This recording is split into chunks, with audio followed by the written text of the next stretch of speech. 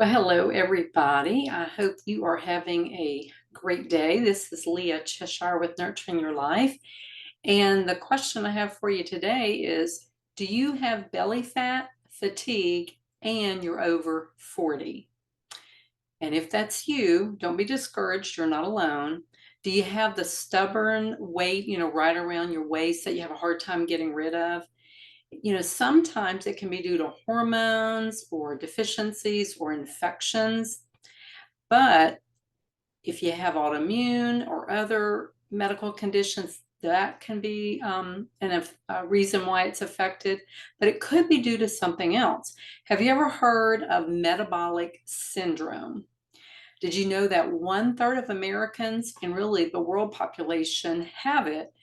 And if you have weight gain, especially around your belly area, you have stomach issues, fatigue, maybe you have some poor sleep and mood issues, and you're beginning to see your blood pressure creep up, those symptoms might be due to metabolic syndrome.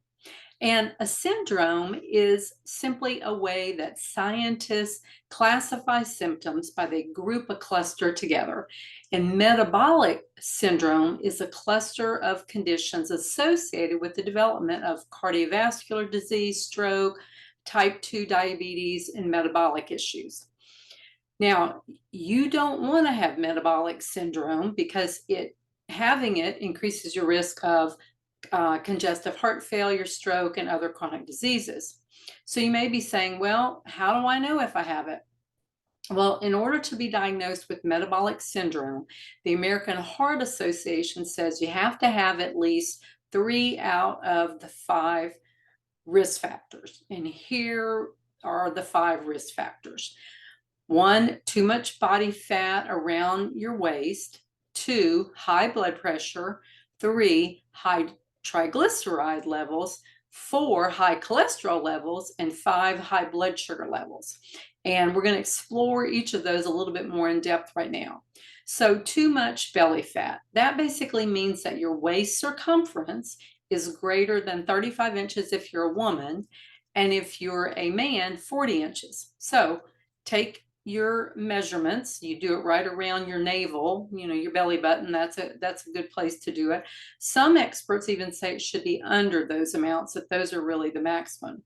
And if you have more of an apple-shaped body, that's a sign that you probably have too much fat around your waist. If you are obese, then you probably already know you have too much belly fat, right? Okay, high blood pressure is the second one. So take your blood pressure. If your numbers are 130/85 or higher, and either number can be high, then you're at risk of metabolic syndrome. And if you're already taking blood pressure medicine, then you already are at risk. The third one is high triglyceride levels. Triglycerides are really just a type of fat. They're also called lipids. That's why you hear it called a lipid panel. They're measuring the fat content in your blood when your doctor orders a lab. But we need fat for many reasons. Triglycerides actually store unused calories and they provide your body with energy. But they aren't bad necessarily, but it's only if we have too much of them, right? And if your fasting triglyceride level is 150 or higher, that's considered too high. If you're already taking medications for it, then you are already at risk of metabolic syndrome. If your triglycerides are high, some of the symptoms that you might be having include short-term memory loss, swelling of your liver and spleen, stomach pain, pancreatic inflammation, or maybe flushing skin.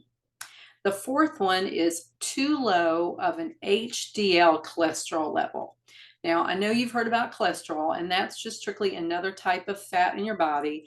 And not all cholesterol is bad. We actually need cholesterol to build cells. It helps make hormones. It helps our metabolism and digestion work properly.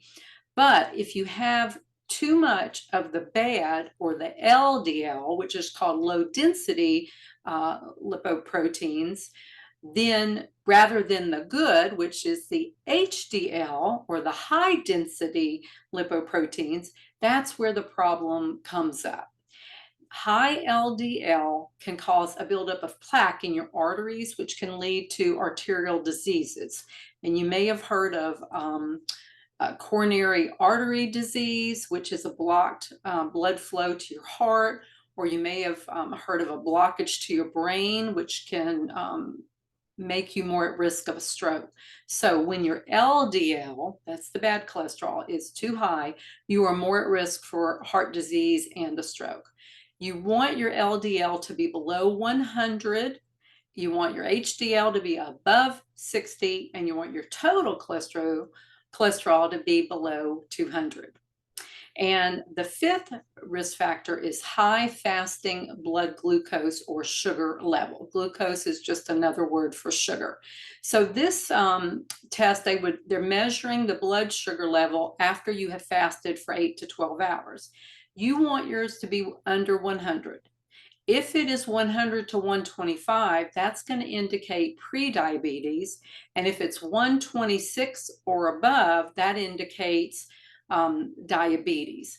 If your blood sugar levels are too high, you can notice signs of diabetes like increased thirst or urination, fatigue, and blurred vision. Now, the good news is you do have control over many things that can help. Your aim is for a healthy overall lifestyle, but becoming aware of these 5 risk factors is really important because it lets you know where you are and now you're ready to do something, right? So here are some practical steps that you can do to decrease your risk of metabolic syndrome. The first one is eat a healthy diet. Now, you knew I was going to say that, right? Choosing more protein, vegetables, fruits, small amounts of healthy fats like olive oil or olives, coconut or coconut oil, or avocados or avocado oil, some whole grains, and then nuts and seeds if you can tolerate them. Those are healthier foods. You want to think low processed, refined, and sugary foods. The second step you can take is simply to move more. You want to exercise in some way each day. Inactivity is actually one factor that can lead to having metabolic syndrome. So even if you do just a short walk, go ahead and do it. It's a good, gentle type of movement, especially if you have joint pain or any kind of chronic health issues and you haven't done anything in a while. And it's going to lift your mood. The next one is maintaining a healthy weight. And a good way to do that is you can look at the BMI or body mass index scale. You can just Google it. You want to try to keep yours below 25. And remember, slow and steady is the best way to do it. You don't want to do a rapid weight loss like that is involved in liquid fast or fad diets. Your goal is to maintain a healthy weight for your body, not to be thin as a rail.